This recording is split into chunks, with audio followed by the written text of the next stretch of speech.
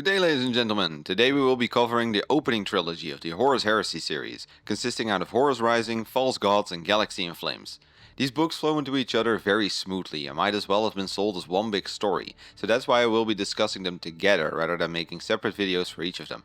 This trilogy starts off right after Lupercal's promotion to War Master, and tells the story all the way from the Interrex to Davin and eventually to the events at Isfahan 3. Throughout the books, you follow a cast of both human and Astartes characters. Most are part of the Luna Wolves, but there are also some very important characters such as Salt Tarvids and Lucius from the Emperor's Children. These books cover some of the most important lore events and some of the most prominent characters in all of Warhammer, so if you decide to read any Warhammer books and you'd like to focus a bit more on the history side of things, then these books are an absolute must read. Also, if you're planning to read any Horus Heresy books, then again I really can't recommend starting with these enough. So because of this, I'm not going to do a standard review. Instead, I'm going to present you 5 reasons why you should read these books, and hopefully I can convince you to pick them up.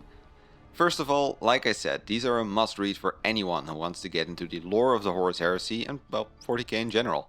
This trilogy gives you an excellent understanding of how this peculiar series of events eventually leads to the fall of Horus, how this spirals into a full-blown civil war, and why the beliefs of the Luna Wolves become the way they are during the Heresy. I will admit that the fall of Horus maybe contains a bit too much warp fuckery for my liking, but the reasoning of the other characters from the Luna Wolves and the Emperor's Children is handled very well. Without reading this trilogy, the traitors might seem just like a bunch of power-hungry villains, but you will soon find that a lot of steps and grey lining was involved. Not to mention, the path of damnation is often lined with good intentions, from which these books are no exception. Reason number 2, they are actually pretty good books. Now, they are maybe not the best books in all of Black Library, but they do fall in the better half of the Horus Heresy books. Especially Horus Rising by Dan Abnett stands out as a really cool novel with a lot of interesting characters and dialogue. Galaxy in Flames does lack this a little bit, but the sheer importance of the events in that book makes it so that you'll still be on the edge of your seat all throughout the novel. And regarding False Gods by Graham McNeil, well, it kind of falls a bit in between both of them. The characterization is worse than in Horus Rising, but it's still slightly better than Galaxy in Flames. Regardless, I found myself really enjoying all of them and wouldn't give any of them lower than 4 stars. Reason number 3, they give you a look into the Great Crusade era of Warhammer. Especially for those who have read some 40k books but who have never really ventured into the Horus Heresy series, you will find that the setting of 30k is vastly different from 40k.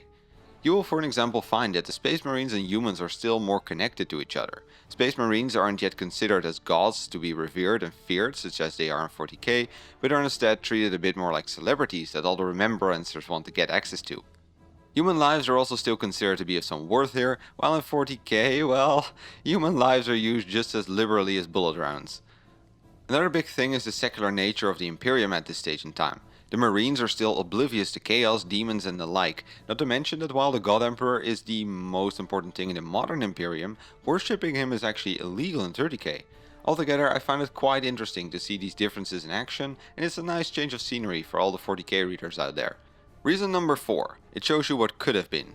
Reading these books will make you truly realize how dark things got compared to what they were during the Great Crusade era. Sure, the Imperium is still very violent, intolerant, and, well, quite a shitty organization altogether, but there's a tangible sense of hope around this time.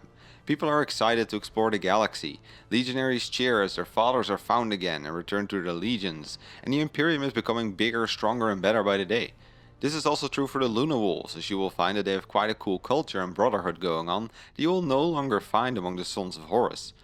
Especially if you're looking to also read the new books featuring the reawakened Robude Guilliman, these books are nice to read as you will get an idea of how bad the current Imperium is compared to before Guilliman got shanked. And finally number 5, these books hit right in the feels.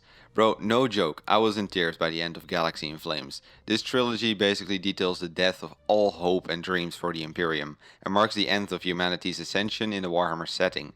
Horrible things will happen to the characters you start caring about throughout these novels in a Game of Thrones-like fashion. But it's not just tragedy, however. There are also greatly inspiring moments of bravery and badassery, and you will by the end have a greatly burning hatred for a singular character whose filthy name I won't mention here. Altogether, this trilogy can be a bit of a roller coaster, and trust me, you don't want to miss this ride. So these were my 5 reasons to read the trilogy. I hope it sparked your interest, and if I did, then please check out these books. I will link them in the description as well. If you like this video, please consider subscribing and click ringing the bell to appease the Great Horned Rat. For more lore content, please check my main channel and leave any book recommendations in the comments down below. I gotta get back to reading the next book.